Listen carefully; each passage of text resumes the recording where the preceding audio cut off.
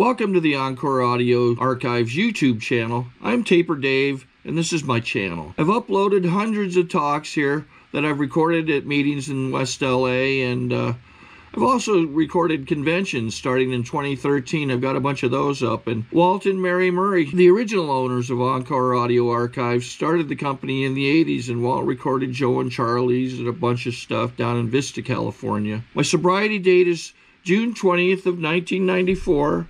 I hope you find something you like, so please like and subscribe to my channel and comment down below. If you want to hear something that I don't have or that you don't see, I'll see that I get it. Anyways, take care and have a great day if you want to.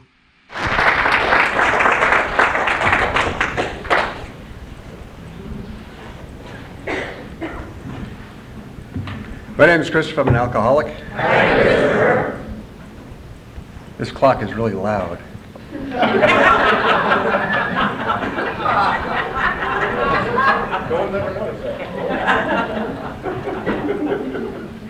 Kind of thing you'd buy for a bomb.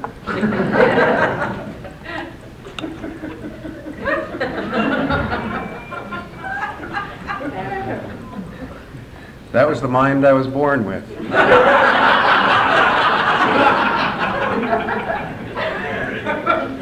My mother one time said to me, "Christopher, you think too much." I said, "Mother, it's a little bit like the man born with a hump on his back. You learn to live with it." She left me alone after that. You know, in the second step, it talks about being restored to sanity, and that was, for me, a confusion for a very long time. You're racing me to the corners and winning.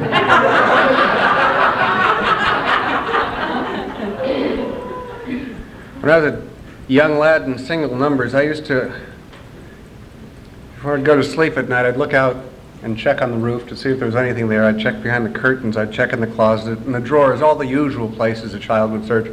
And then I would look at the rug longingly and pick it up and look under the rug.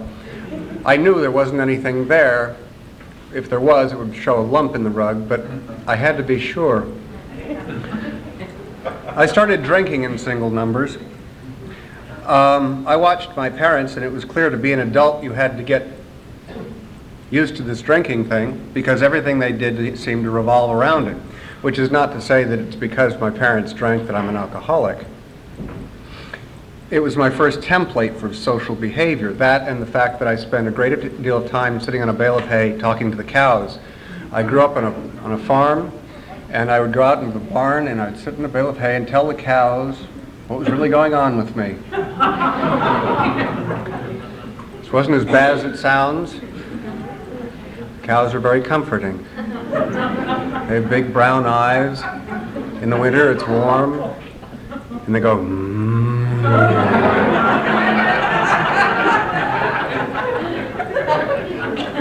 which was just the sort of susurrant sound that made me feel better.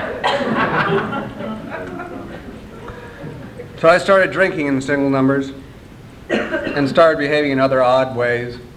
In the 5th grade, I would take in bottles of iodine and drink it in front of my friends. I'd draw stick pictures of my parents in compromising positions, as much as stick people can do that, and label them mother and father. I was given to formal language, and I pulled my Malayan throwing knife out once and held it at Bobby Drury's throat. One day he'll show up. And it made me feel good. I enjoyed that feeling. In the 6th grade, I took to strangling children. It made me feel good. It was my first indication that you could make me feel better.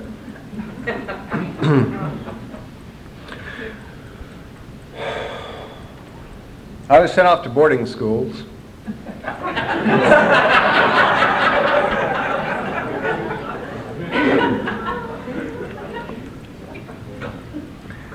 And they didn't really want me much more than anybody else. They would offer to throw me out and then actually throw me out for various things. And when I was about 15, I started getting, I was drinking regularly because I discovered what it can do for you. I would go to dances And I felt like everybody there was a better dancer, certainly a better conversationalist. Certainly, obviously, they felt more at home than I did. And then I would pick the girl that I thought was the second best deal in the room. Because it was clear to me there was no point in wasting my time going after the first best deal, because everybody would go after her. My keen thinking. She would have nothing to do with me, so I would take my flask and go outside. My flask was a great succor to me. Then I found a girl that liked me one time, and then her father came to take her away from the bar that we were in. It was in New York, and the drinking age was 18, we were 15. And I went after him with a sharp and pointed object. My social skills were breaking down.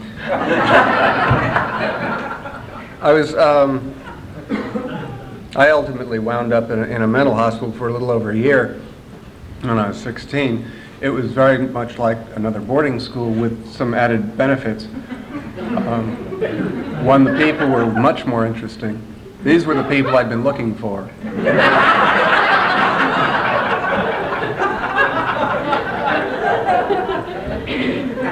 And they introduced me to drugs and sex. And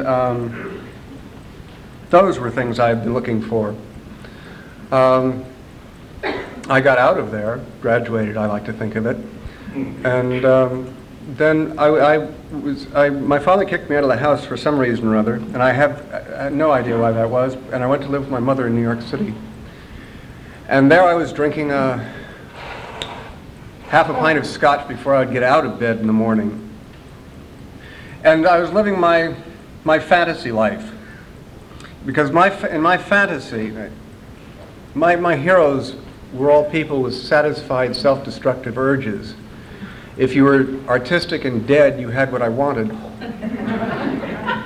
There was a bar that I used to hang out in called The Losers on 3rd Avenue.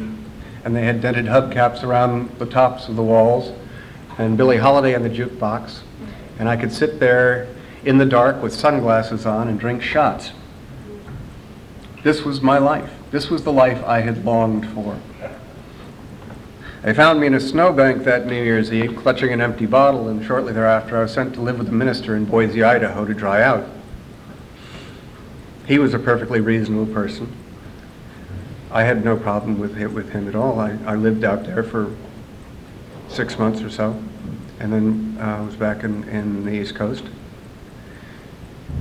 And I went to a school. It was in a converted motel, and everybody in that school had been kicked out of somewhere else, and I rose to the top.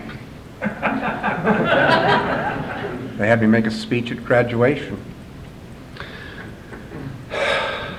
And I got a car for that graduation, and I drove it to my uncle's wedding in York, Pennsylvania. I was taken away from my uncle's wedding in York, Pennsylvania in a straitjacket because I decided it was time to kill my father. Again, you know, completely, just drunk, obviously. I had various arrests here and there for one thing or another. And I was living in Washington, D.C. for a period of time, getting arrested about twice a week at one stretch for drunk and disorderly, and going to the 7th Precinct where it was $10 in 4 hours. $10 in 4 hours, $10 in 4 hours. This was such a common occurrence. The girl I was going out with would wait 4 hours. It was like the middle part of our date. I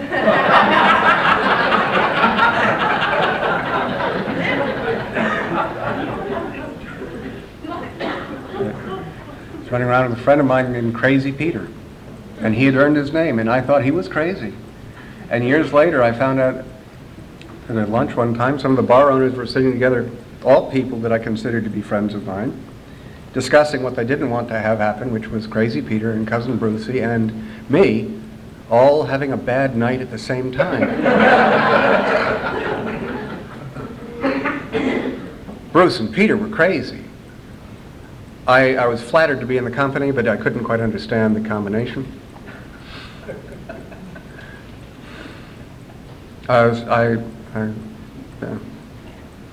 So I went out of there and went to San Francisco and got arrested there too. Moved back to New York City, and I would behave the best I could. I was living a compartmentalized life. I had the friends that were straight and socially responsible.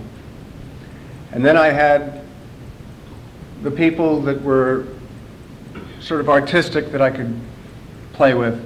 And then I had the people that I felt comfortable with.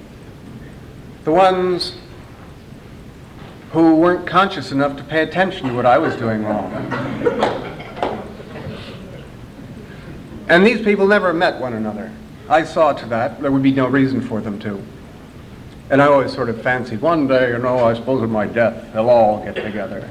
One day at my death, they wouldn't have cared. They would have turned the page, But sometimes when I lived in New York, I would get very wound up. And sometimes I would just hop in my car and I would drive down to Washington, D.C., where I felt safe. There was a bar down there I knew I could do anything in.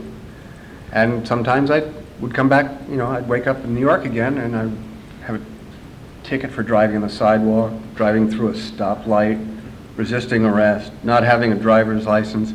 And I would think, how can you get those kinds of tickets together? How can you go through a stoplight and be on the sidewalk at the same time? Who's paying attention to that kind of thing?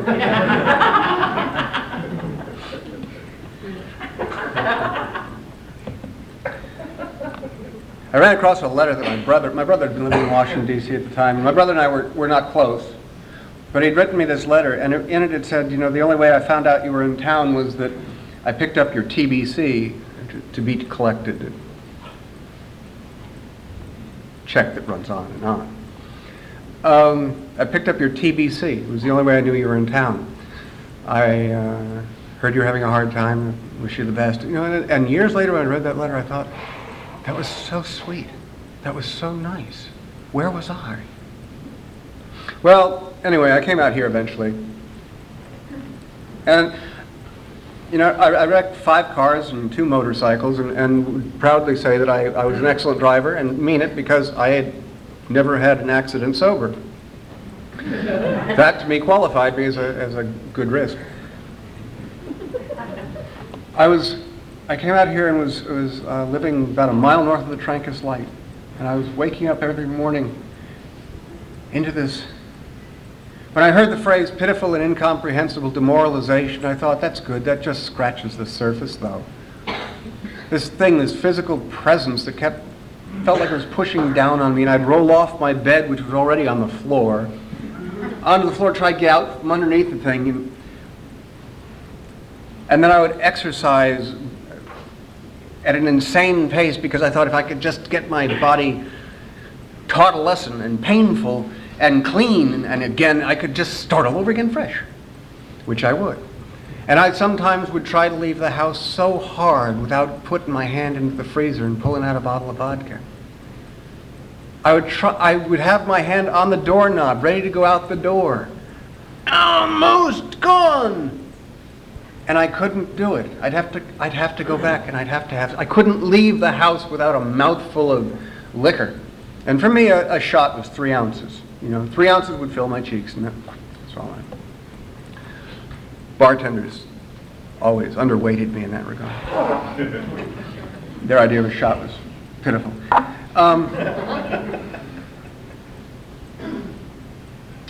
Finally, I couldn't stand it. I just couldn't stand it another day. My mother had gotten sober about 5 years before. I'd seen my mother lying in bed like a bloated dead fish. I'd seen her when it was clear that she had a drinking problem. And she'd gone to a clinic, but she'd gone to lots of clinics before. None of them had made a difference, but the last one had her going to Alcoholics Anonymous as part of her treatment. And she hadn't had a drink for 5 years, to the best of my knowledge. So when I could not stand it anymore, I called Alcoholics Anonymous. And they said, we'll have somebody call you back. Well, I waited around for about an hour, but there wasn't anybody called, so I, went on about my day. And when I got back about 4 o'clock, there was a message saying somebody had called for me. Bob K. had called for me. I don't know who this person was. And at the time, I was trying to be an actor, so if an unknown name occurs on your call back pad, obviously it means you've hit the, this is your time to star. They want you. At long last, they finally called, and that you don't know their name isn't a surprise. Of course you wouldn't know their name. You're just that special.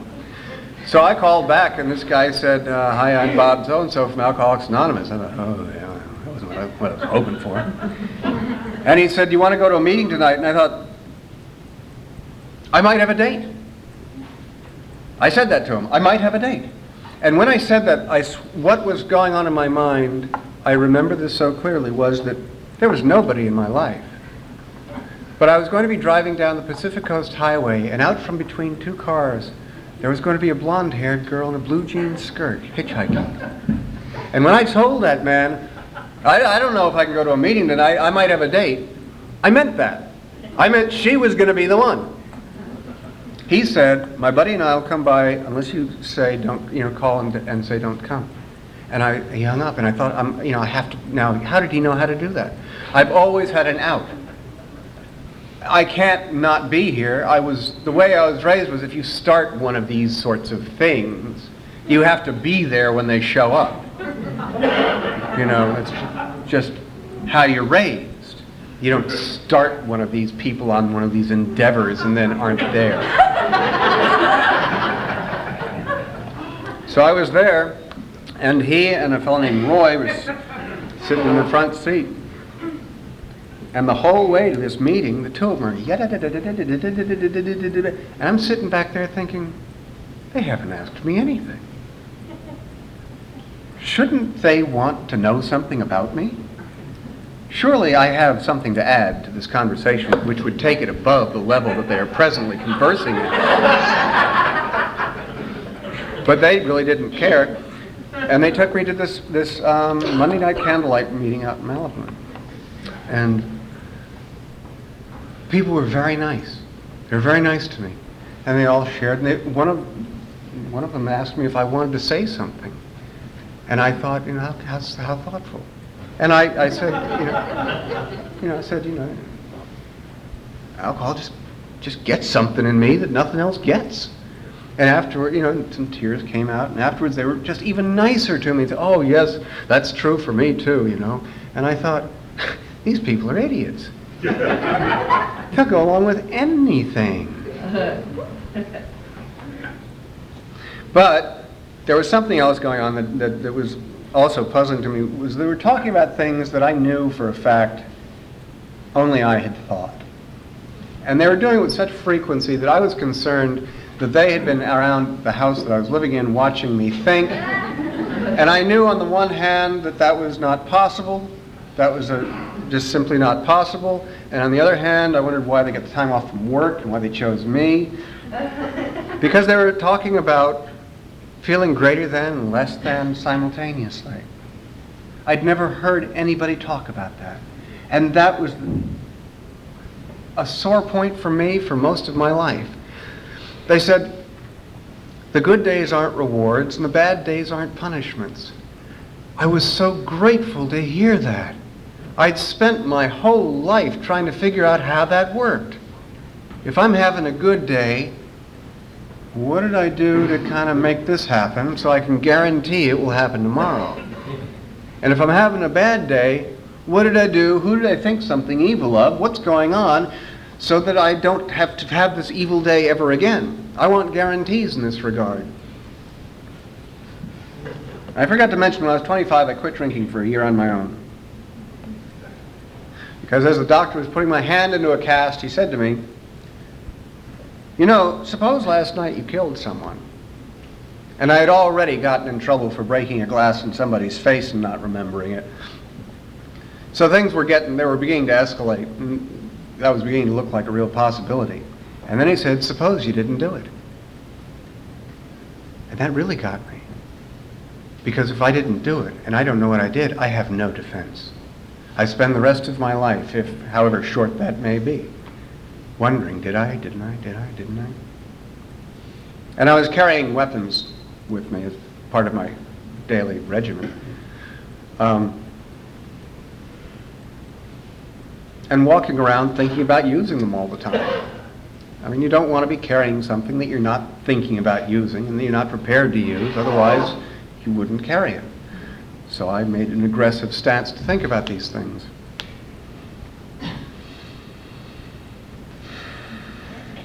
I went back to drinking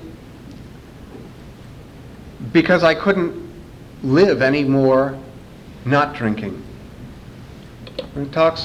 People talk about, we get to the point where drinking ceases to be an option and not drinking ceases to be an option. It's a perfect horror. I eventually went back to drinking, however, because I was going to 1 or 2 meetings a week. I mean, after all, 2 meetings a week was twice what church was. And I was hearing good stuff. And I went back to drinking. And about a year later, I'd been drinking all day. All day I'd been drinking. Hadn't been able to get off the square. I'd gone to a party where I knew there were going to be drugs, and there were no drugs there for me. I drove back to my apartment down 405, opening the car door and knocking over cones, thinking, "Stop me, motherfucker, go ahead, stop me, I'll kill you." I got to my apartment, I opened the door, I walked into the middle of the room, and I thought if I had a gun in this place, I wouldn't even bother to close the door. I was dying of the sameness. About a week before, I'd said to somebody, "John, nothing interests me anymore. Somebody could give me $1 million and it wouldn't make any difference. It would just be bigger toys. Nothing does it anymore." I had one tool to work on every situation in my life and it was broken. It's not fair. It's not fair. It shouldn't come to that. And I was standing in my living room and I thought, what do I do now? And I thought, well, I could try that AA thing again.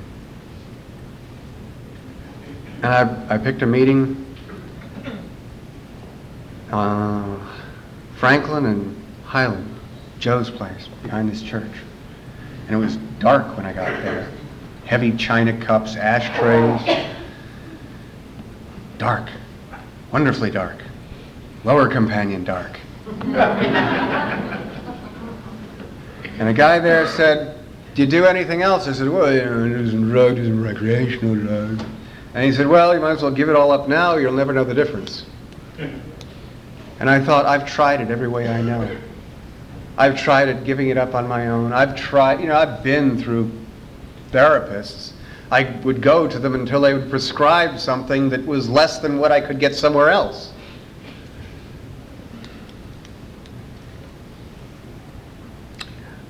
That year that I quit drinking in New York, the reason I started to tell you about that was that I discovered Baba Muktananda and yoga and all these spiritual searches, and there was no place I would go without a little spiritual book on me. I found some really small ones, really thin ones. You could be on the bus and nobody'd know, and you just pull it out and I'd go running in the park and I'd put my hands on trees and feel the energy of the earth coming up through the tree. I did all this stuff until it just wasn't working anymore and went back to drinking, thank God. So this guy said, "What else do you do?"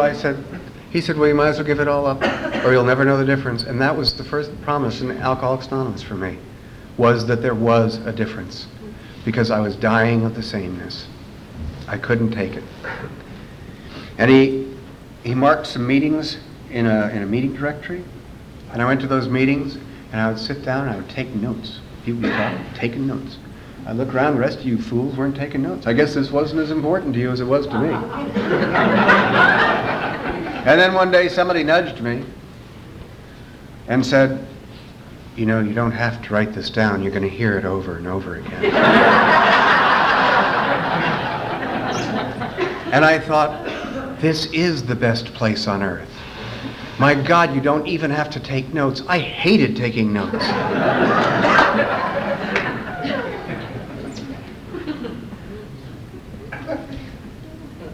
I wasn't one of the people that you put your arms around. And I was grateful for that.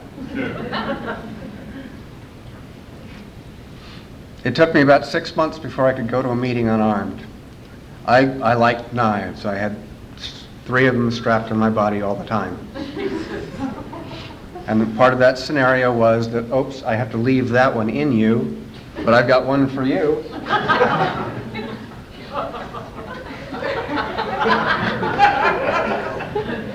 I spent years of my life walking around with this scenario going on. I wasn't paranoid. There were good reasons for me to feel the way I did.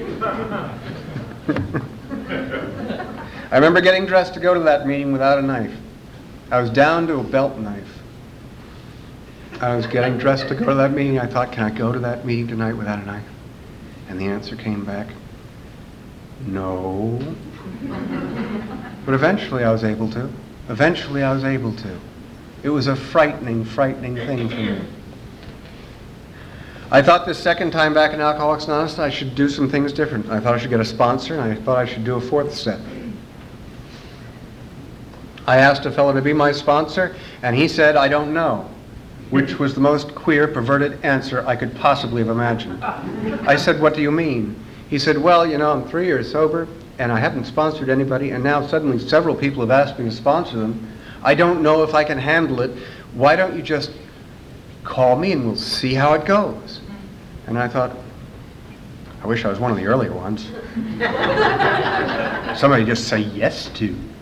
Well, I started writing a 4th step, and every day I'd write a little bit, and then I'd finish it with a little anecdote, so in case I had to read this to anybody, they wouldn't think I was depressed by it. It was part of how I was raised as well.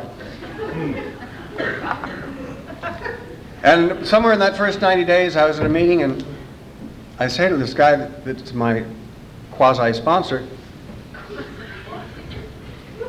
you know, I'm sick of having to go to meetings, Tony. And he said, well, there's a bar down the corner. I'll meet you after the meeting. I said, no, I'm not talking about drinking. I'm just saying, you know, having to be with people. I'm a loner. He said, well, there's a bar in the corner. I'll just save me a seat, and I'll meet you after the meeting. I said, no, can't we talk like social people? Can't we just talk about stuff? I'm just tired of going to meetings. And he said, well, there's a bar in the corner. Save me a seat, and I'll be down after the meeting. And he walked away. And I'm very grateful to him. I'm very grateful to him that he didn't try and convince me that I needed to be in Alcoholics Anonymous. Because if my experience hadn't driven me here, and if my experience hadn't made clear to me that I had nowhere to go but a bar on the corner and save him a stool, then what the hell was he going to convince me of? I was very grateful to him for that.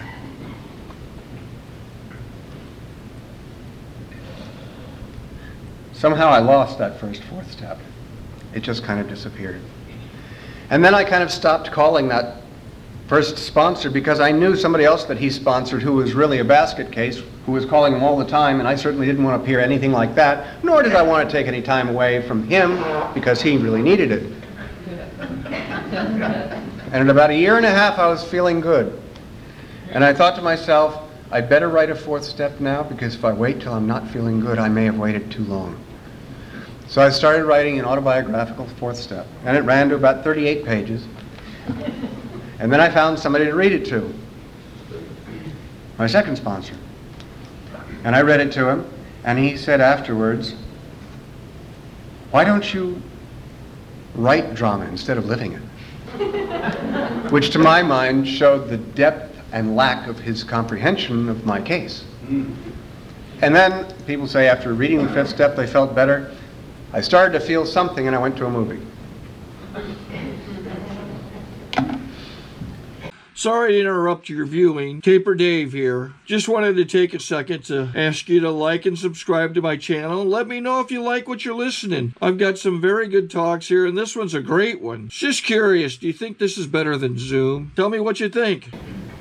A little while after that, I was at a meeting, and I hadn't talked to that second fellow very much, and it just hadn't worked out. And then I was at a meeting, and I heard this fellow speaking, and it was a book study. And you know how at book studies, nobody discusses the book. Nobody. My dog went to the bathroom on my bed this morning. I see. Thank you very much. Thank you for sharing that. And this guy who was leading the meeting cut through. right to the core of what these people were going off about. And I thought, my God, I need to believe that the person that is my sponsor will be able to do that with me. Because as far as I know, every bit of information I have about myself tells me all I am is bullshit. That's all I am. That's all I know about myself. I have to depend on somebody else's vision to see through that and let me know who I am. And then the girl that I was obsessing with at the time nudged me and said, well, why don't you ask him to be your sponsor, which almost queered the whole event. But I did get past that, and this was almost 2 years sober. I had to call up somebody else to say, how do I ask him to be my sponsor? I had no idea. My skills that were honed on that bale of hay hadn't improved a great deal. And asking for help was something that I had no knowledge of. And this fellow gave me essentially a template. He said, what you do is you pick up the phone, dial the number. He'll answer the phone, or his secretary will answer the phone and put him on. And what you say is, hi, my name is Christopher, and I heard you speak on Monday, and I'm looking for a sponsor. Can we talk? And then you shut up, and he'll probably say something. I followed it as if it was God's holy word direct to me. And he said, well, why don't you come over and we'll talk about it? And I went over there, and we talked, and he said, the bottom line for me is, if you want what I have, then you've got to be willing to do what I did to get it. And that seemed like an infinitely fair idea. It wasn't until I had known him for about 4 years that I discovered that there were other people that thought that that wasn't a good idea. I'm glad I didn't know those people any sooner. It seems eminently fair. If you want what I have, you have to do what I did to get it. How could it be any other way?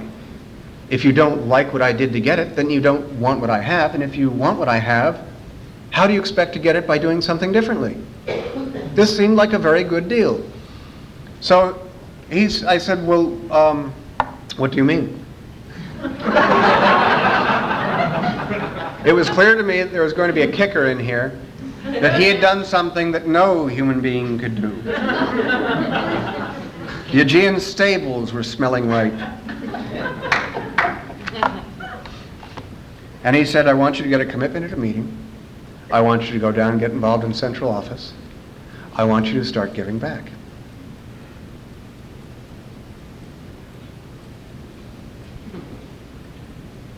I didn't say, is that all? Because I thought if I said, is that all, he'd come up with something else. But he didn't come up with anything else. That was what he wanted me to do. I thought, I can do that. I can do those things. That's good. I can do those things. And I did. I got involved. And I had took panels out to Juvenile Hall for the next 5 years. And then to Wayside Honor Rancho for a couple of years. And then I could go to County General, do Bed to Bed, which is kind of the ghost of Christmas future. You want to see your disease? Come with me. About 8 years sober, I was at this fellow's house for a lunch party. Haven't been asked to many of those. I remember it distinctly. I was standing off by myself, smoking my pipe. And a fellow comes up and he stands right about there. And he starts saying, I was stuck in all areas of my life. And I started doing this work and things started breaking free. And in my mind I thought, were we talking? But you see, at 5 years sober, I'd been on my knees with what they laughingly refer to as a second surrender. It's when you feel like you're in your first week for no goddamn reason. And for 6 months, it took me an hour just to get to 0 in the morning. And finally, I was sitting in my car one day, and I was thinking, why does it take so much work for me just to get to 0? Other people just get out of bed and begin their day. And I thought, what if this is as good as it gets? What if this is it? And then I thought, if this is it, then isn't it lucky?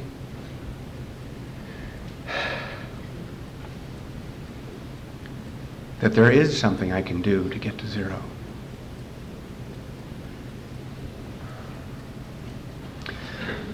I discovered at that time that faith is born out of being in the place where there's nothing else left.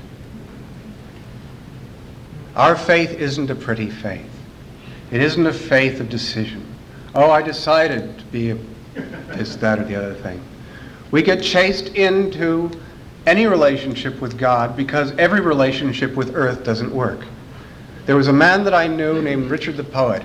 He was an odd duck.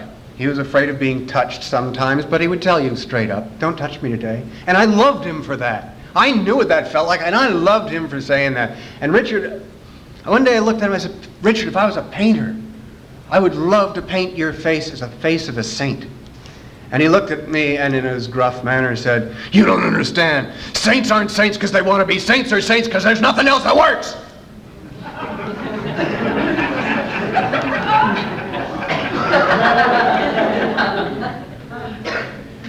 I come to the second step because based on the first step, nothing else works.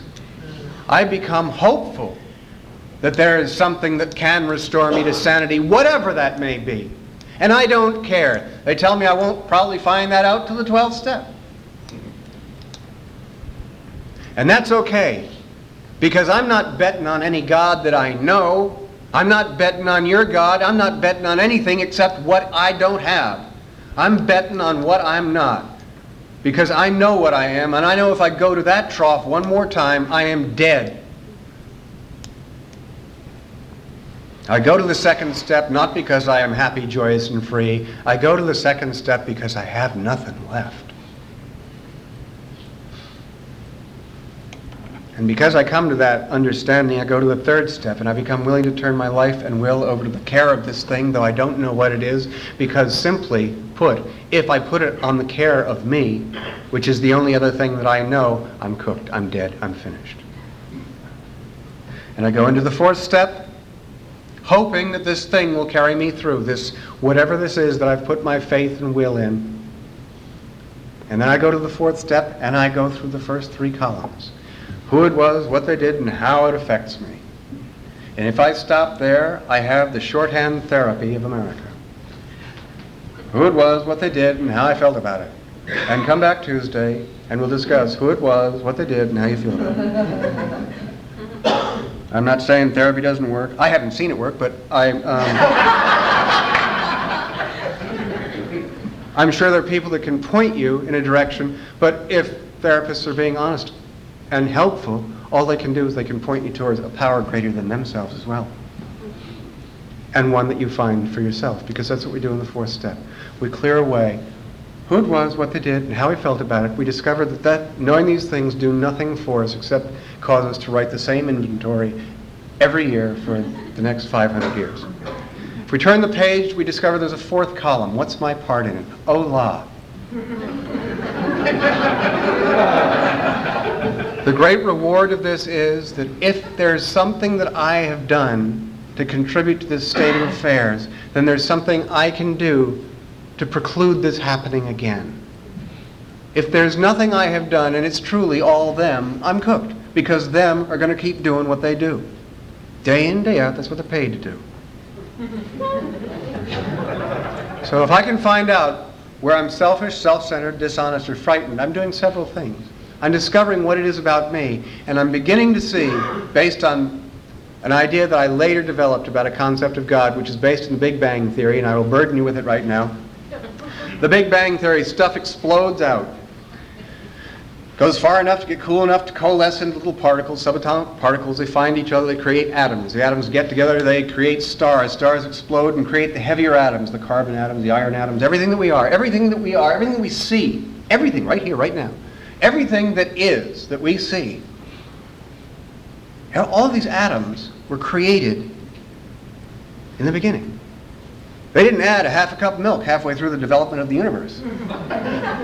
This is all original equipment, and everything we see with, the stuff we are reprocessed atoms, fine. Same stuff. What this does for me is that all of me is of the stuff of the universe, but I am not all the universe. All of me is of God, but I am not all of God. This is why manifestations of self sink my boat. Because the universe works. It worked before me, it will work after me. It worked before the planet Earth, it will work after the planet Earth. There's a way in which the universe works. And if rather than trying to perpetrate my little schemes and scenarios on it and being upset because the universe isn't responding properly, I try and find out how the universe works and align myself with that, I have a better chance for a life of harmony. And prayer is that. Prayer isn't asking for a new card. It isn't asking for an extra card. You're dealt the first 52. That's enough. How you play them is the game you play. Prayer aligns you with the way things work. It's your hope to move yourself over this way. Lord, make me a channel of thy peace. Where there is discord, I may bring harmony. Where there is hatred, I may bring love. Little things that are good to know. For it is by self-forgetting one finds. Of course it is. By forgiving one is forgiven. So anyway, we take this fourth step and we read it to somebody else, because we're very good at self-abuse and we're also very good at rationalizing everything. So we take it to somebody else in the hopes that they won't blow our cover, but they will, because that is to our advantage. The fourth step is about finding a clean little square of land to stand on where you can say, this is me. This is me. This is all of me. This is what I am. I am not those other things. And this may not be very much, but it's all I've got. From here, I can go anywhere. 6 and 7, I believe, are the whistling tea kettle steps. I believe that when the water's hot enough, it will draw your attention. Those character defects will be removed as you can't stand them. They can have my gun when they can pry my cold, dead fingers from the trigger. Just prior to being cold and dead, you can say, okay, whatever, your way, I give up. And what I found in my sober experience, which is 15 and a half years, is that if not this, then this. And this has never been less than this.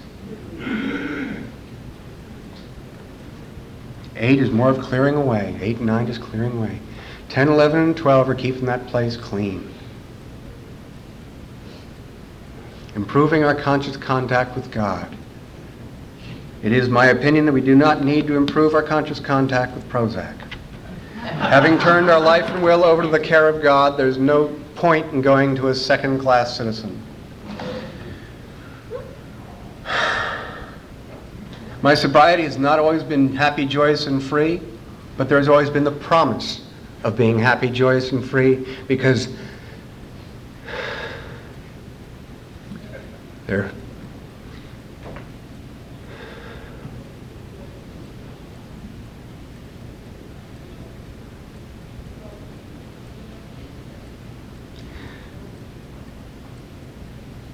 Because there have been people that have gone.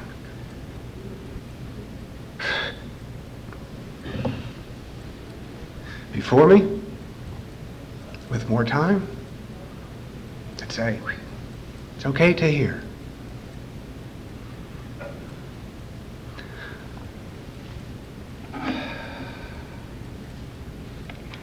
My sponsor died this year. On a day I had a commitment. He would.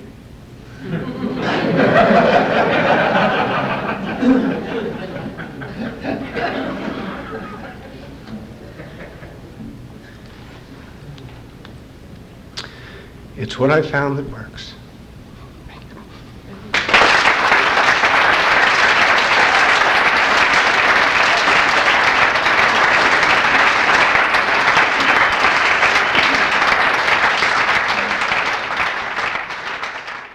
I think we got a great talk going on here. Thanks for watching the channel. Taper Dave here.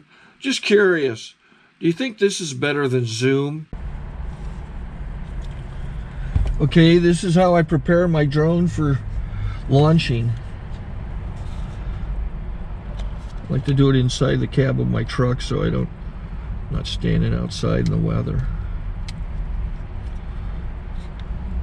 To install the joysticks for control, up and down, right and left, powered on.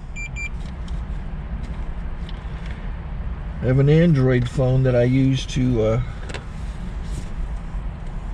connect it to the drone with. And it's actually controlled through the iPhone, through an app. Oops, wrong way. It's actually controlled through the iPhone, or through this Android phone, through the app. It's actually controlled through the Android phone, through an app, and you connect it through this short connection right here.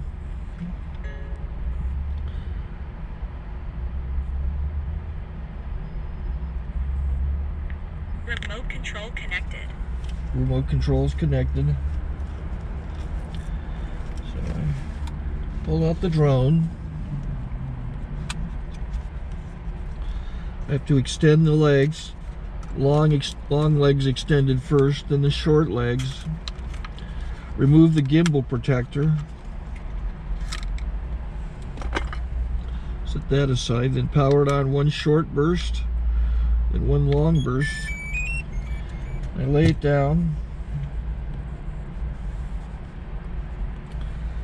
So I have to go to calibrate. So the drone's not connected yet.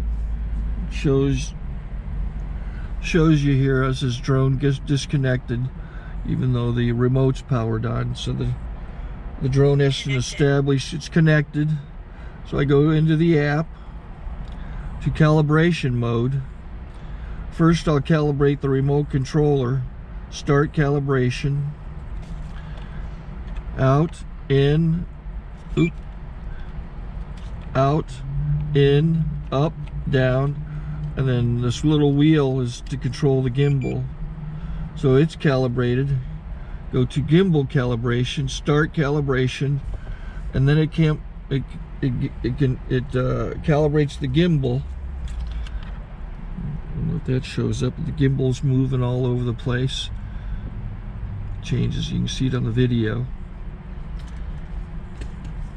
And I'm calibrated to take off. It's acquired 7 satellites at the moment. There are 26 satellites up in the sky, which it has to acquire before you can take off. So it's connected. It's got enough satellites. This is white. I can go to press this little arrow button, swipe right to take off, and it would start the motors if I slid this to the right, but I'll wait till I get outside. Don't want to do it inside.